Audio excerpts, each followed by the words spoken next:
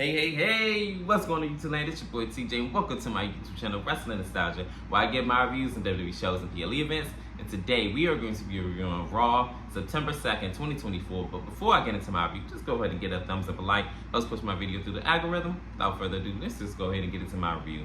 So we open up with Mommy, aka Rhea Ripley, and she comes out and she says, "Welcome to Monday Night Mommy." And then this is when she said that felt good, but it didn't feel as good as me and my terror twin going ahead and beating the holy hell out of Dominic and Liv Morgan. And then that's when she goes on and says, "Well, since I beat the world's women's champion, I think I'm due for a women's world championship matchup since I never lost it in the first place." Rhea Ripley calls out Liv Morgan. Liv Morgan doesn't come out, Dominic Mysterio comes out. So I'm gonna just go ahead and chop up what Dominic Mysterio said. He said that Liv Morgan isn't here tonight and she says yes to your challenge. All I was thinking is like, oh, how convenient. Of course she's not here. Of course she's not here. This is when Rhea Ripley says, "Nobody wants to hear from you." I'll say it in terms that you would even understand. She says, "Caliente estupido." I was like, dang. Rhea Ripley says that when your courageous Liv Morgan finds the courage to face me, she said, "Name the time, name the place." So he said, "Anytime, any place." She said, "Don't make me repeat myself." This is when Liv Morgan comes out and tries to attack, but of course, you know, she already was on guard and she headbutts her. And Rhea Ripley tries to go after Dominic Mysterio, but she winds up getting caught up in the ropes because of Liv Morgan. She pushes Rhea Ripley and she gets caught up in the ropes and she's looking like her terror twin back when they were at Cash at the Castle.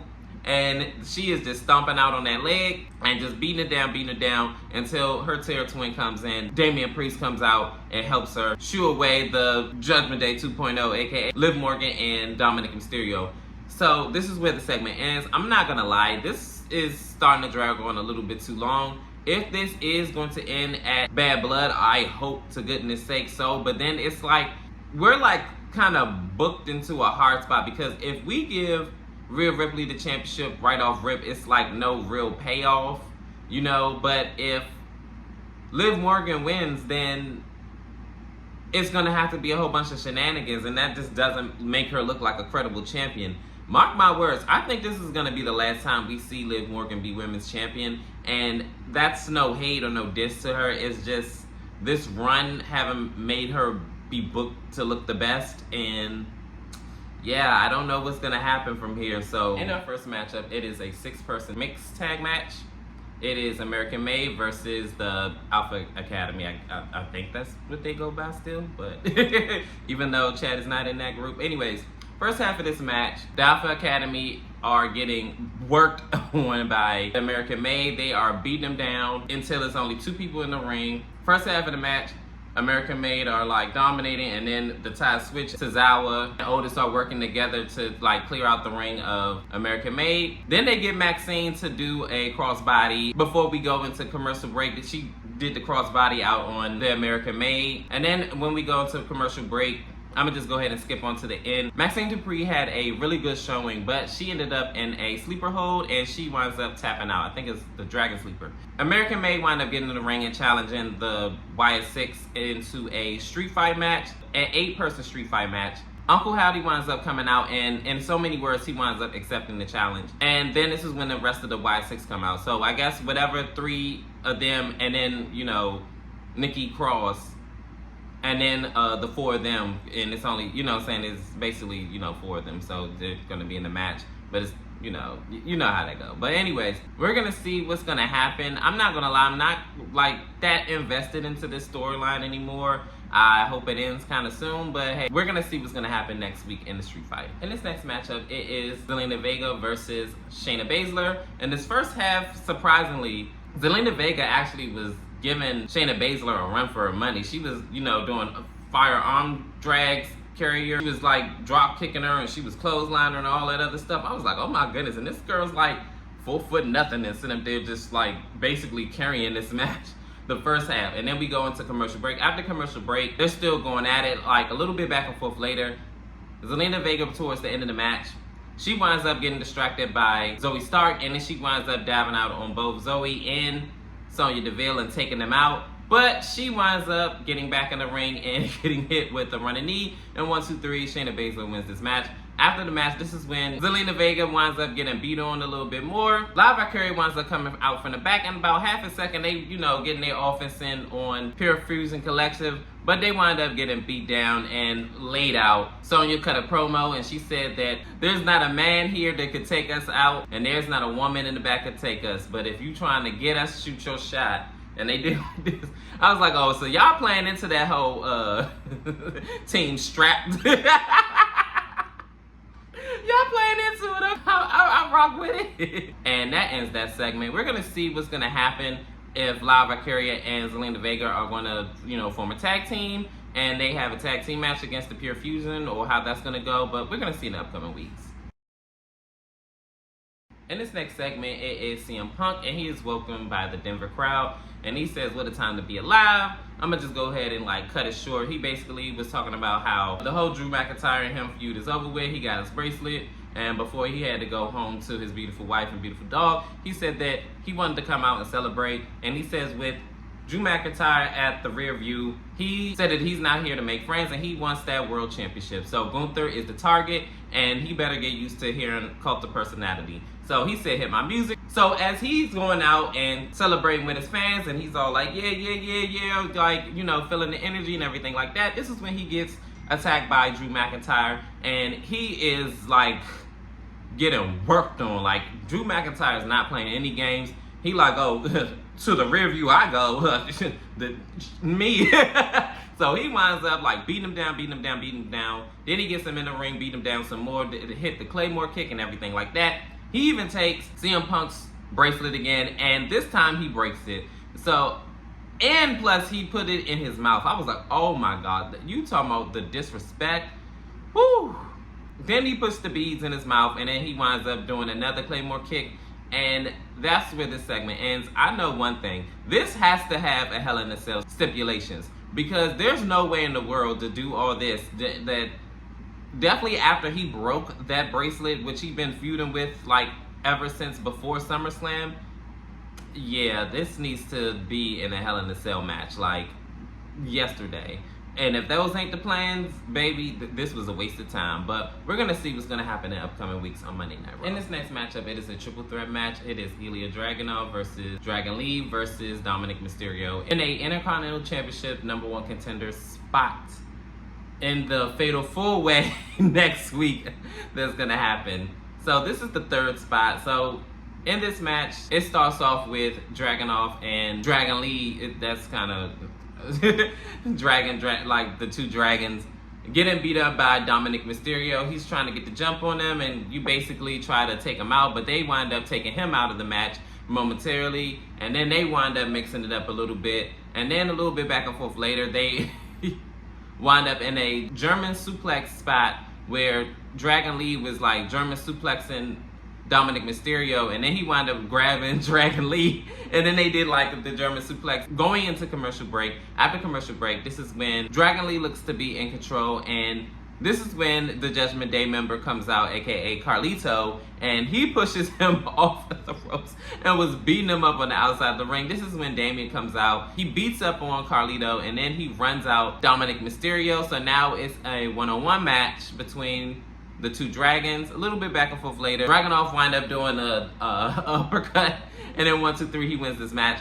I thought he was gonna win with that other move where he'd be like, and then like hit his opponent on the ground. That's his finisher. I forgot what it was called, but I'm actually surprised he won with that maneuver. But the match is over, and Dragon Lee and Dragunov end up shaking hands in a showing of respect. In this next matchup, it is a #1 contender match for the Women's Tag Team Championships. It is the Unholy Union versus Damage Control. So in this matchup, you can tell Isla is not playing around. She is beating down on Kairi Sane, and she is taking full control of this match, her and Alba. And they are beating them down up until, I believe, the commercial break when the ties switch. After the commercial break, towards the end of the match, it looked like Kairi Sane was about to go ahead and close in on this match, and she dives out on the outside onto either Alba or Isla. I forgot which one it was, but I want to say it was Alba. But she moves out the way and puts Bianca Belair in the harm's way, and she winds up bumping into her. And I was like, oh my goodness, I hope she's okay, because that looked like a nasty bump on the table. because she got more of the table than she did Bianca. But back in the ring, this is where Io Sky was fighting a little bit. The inevitable happened, and she wound up getting hit with the Unholy Union double team move in 1, 2, 3. They are your women's tag team champion #1 contenders. And it looked like Bianca is not feeling this, because even Jay had punched Kairi Sane for like bumping into a tag team partner, and they got back in the ring like after the match, because this happened while the match was going on. But back in the ring, Jade and Bianca were all like, what was that about? What was that about? And they just having this standoff. Like, I don't know if this is going to be the beginning of a heel turn or not, but we're going to have to see what's happening. I'm glad to have Bianca Belair and Jade Cargill as our new women's tag team champions. They should have never lost those championships in the first place, but hey, that's an unpopular opinion, I guess. But we're going to see what's going to happen upcoming. In this next segment, Gunther comes out, and he is, of course, fresh off the behest of a legendary win over the legend killer Randy Orton. And he comes out and he says that you Denver delinquents are blessed to see the World Heavyweight Champion in your presence tonight. And he says that he just beat, Randy Orton, the legend killer. That's just another notch on my belt. And this, that, and the third. This is when Sami comes out and he basically says that, after an Intercontinental Championship win, along with a list of history makers and legendary people, they won an Intercontinental Championship and made it a stepping stone and then won the world title. And he said, that's what I'm going to do too, and I'm challenging you. Gunther simply says no, and he gets out the ring. This is when Sami says that, out of all my years, I've never known you to walk away from a fight. Is it because that I beat you at WrestleMania? And he says, I am going to get my World Heavyweight Championship opportunity through hook or through crook. I'm going to be honest, I'm not here for a Sami Zayn World Championship win. Not in the near future anyway. Gunther's championship reign just started. I seriously doubt that he's going to win it this soon. Maybe if it was WrestleMania and then it would be Sami versus Gunther part 2. And to be honest, I really don't want to see a rematch at WrestleMania with these two. But I didn't want it in the first place, to be honest. Let's be clear. Chad Gable should have been in that spot. But hey, it is what it is. We're going to see at Bad Blood if Sami versus Gunther are going to come to fruition, or they're going to try to push it to a later date. In this next matchup, it is a triple threat match for the final spot for the Fatal 4-Way #1 contender match for the Intercontinental Championship. It is Braun Strowman versus Sheamus versus Liquid Kaiser. So this match starts off already with Liquid Kaiser on his BS. He winds up getting out the ring, and then this is when Braun Strowman goes after him. Then they fighting it out on the outside. All three men are. And then somehow, some way, Braun Strowman winds up trying to attack Liquid Kaiser, but he winds up side-swiping him. And Braun Strowman winds up going right through the barricade. And then we go into commercial break. After commercial break, Liquid Kaiser and Sheamus are fighting it out. And I'm going to just go ahead and skip right on to the end of the match. This is when Pete Dunne wound up coming in to the fray. And it looked like Sheamus was going to win this match. And I'm not going to lie, I really did think that Sheamus was going to pull this one out. But Pete Dunne wound up coming in and ruining the day and beating up on Sheamus with the shillelagh. And then this is when Braun Strowman comes back in the ring, and then he winds up power slamming Liquid Kaiser, and then 1, 2, 3. He's going to fill out the final spot in the Fatal 4-Way match for the #1 contendership for the Intercontinental Championship. So I guess this feud, which I kind of already predicted, is going to continue between Sheamus and Pete Dunne. And we're going to see in the upcoming weeks what WWE got planned and cooking up with these two. But to be honest, I'm not really all that invested into this feud. I feel like WWE really be playing to Sheamus' face with the Intercontinental Championship, because as we all know, that is the only title that he never won. And it seemed like they're playing keep away with that. And I don't think he's ever going to win the Intercontinental Championship at this point. And if he does end up winning it, it'd probably be like way down the line, like another year, 2, 3, 4 years. That's if he's even in WWE anymore and he don't jump to AEW. But I don't know what the future's gonna hold, but we're gonna see. And finally, we are here at our main event. It is Jey Uso and Damian Priest versus JD McDonough and Finn Balor, who are the World Tag Team Champions. So this match starts off with Damian already coming out the gate swinging for the fences.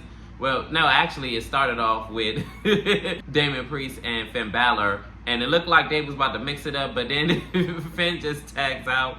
And then now it's Damian and JD McDonough, they wind up mixing it up or whatever, and he's just beating them down or whatever. Then he winds up getting Finn Balor in the ring, and then he, beating them up a little bit.